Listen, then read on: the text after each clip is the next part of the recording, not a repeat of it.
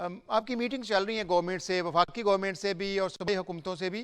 क्या देखते हैं क्यों इस रियल एस्टेट सेक्टर को जानबूझ कर दबाया जा रहा है? आप क्या इसमें बदनीति देख रहे हैं?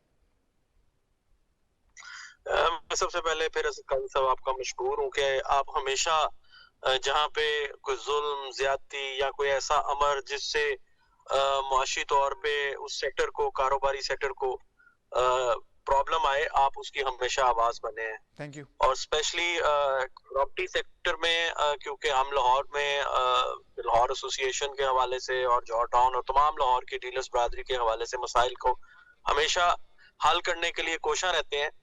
अनफॉर्चुनेट इस बार बहुत मायूसी का सामना करना पड़ा क्योंकि मसाइल का हल टेबल पे बैठ कर होता है और हमारे जो इस वक्त मौजूदा पंजाब में और वफाक में दोनों तरफ जो हुक्मरान है वो एक ही शायद सिटी बजाई जा रही है